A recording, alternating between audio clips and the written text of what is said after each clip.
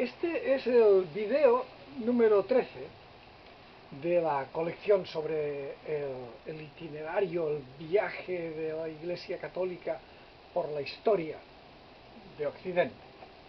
Bien, en el video anterior, en el número 12, pues te estaba explicando cómo la Iglesia se había colocado a la defensiva, había construido murallas para protegerse del imparable progreso de la herejía reformista, calvinista, luterana, los anglicanos.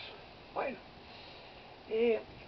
pero las cosas iban a ir todavía peor, sí, porque no solamente se trataba de que había pues una rebelión, como quien dice, dentro de la Iglesia, en el entorno de los curas, porque en el fondo todo el tema este del luteranismo era una pelea entre curas, ¿eh? Lutero era cura, Calvino, todos era, bueno, pues era una pelea entre curas. Pero ahora va a aparecer algo todavía peor, que es la revolución científica. Las revoluciones, ay Dios mío.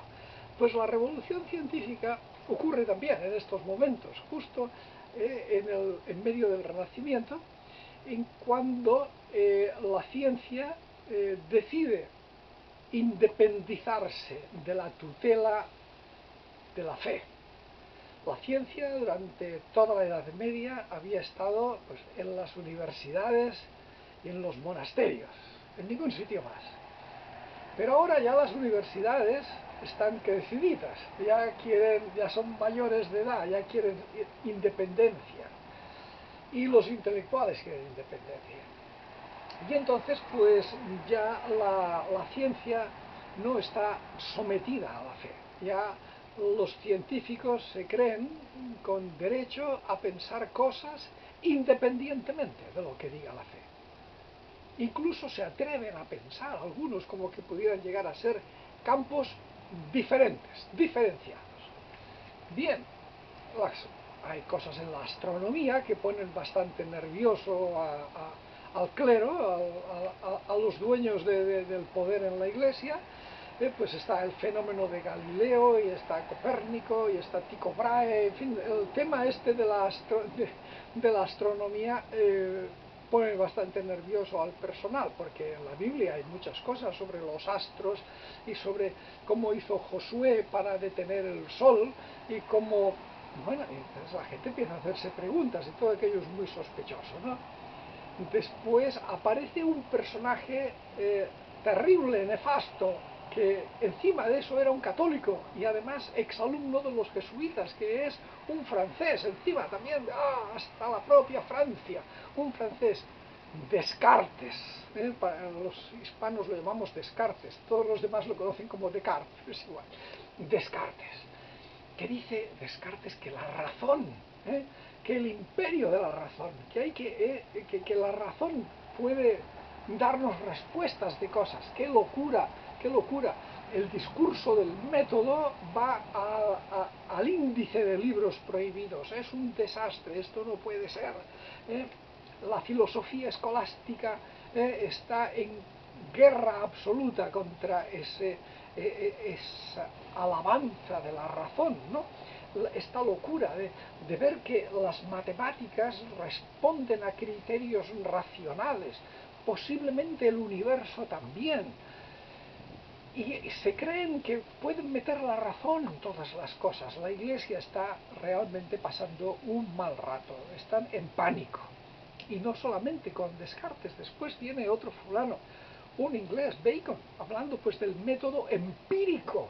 El método empírico, una cosa de referirse a la realidad, a la observación, para obtener verdades universales.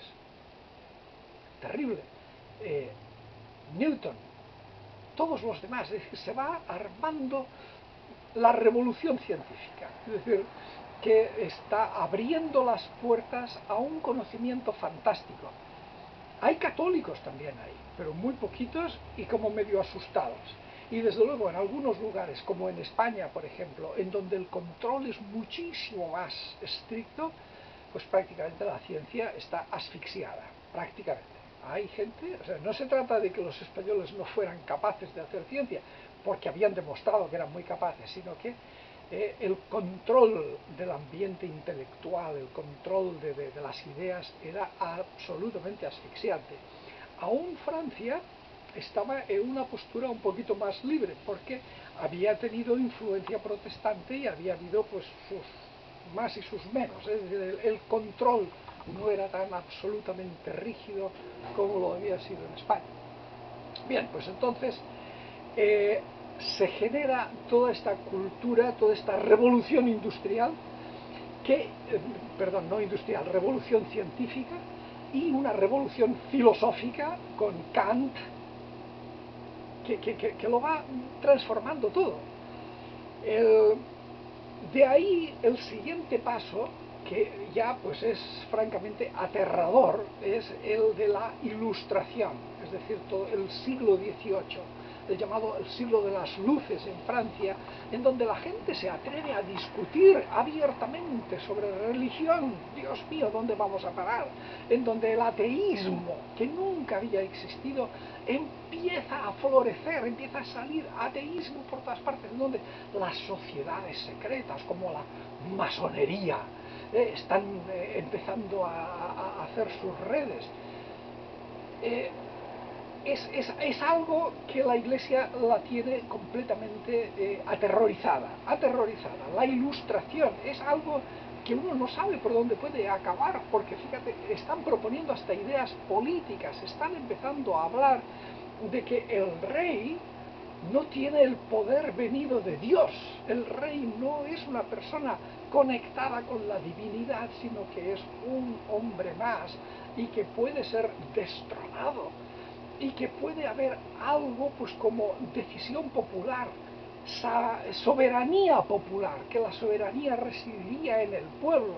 Bueno, esto era una cantidad de brutalidades y de aberraciones que la Iglesia, como te digo, la tenían absolutamente aterrorizada. Desde aquellos tiempos de San Agustín, la ciudad de los hombres y la ciudad de Dios, el imperio, la fe, la Iglesia, todo perfectamente conectado, ahora estaba todo absolutamente revuelto, patas arriba, una auténtica desgracia. Bueno, y después empezaron a llegar las revoluciones, no ya científicas, sino revoluciones políticas.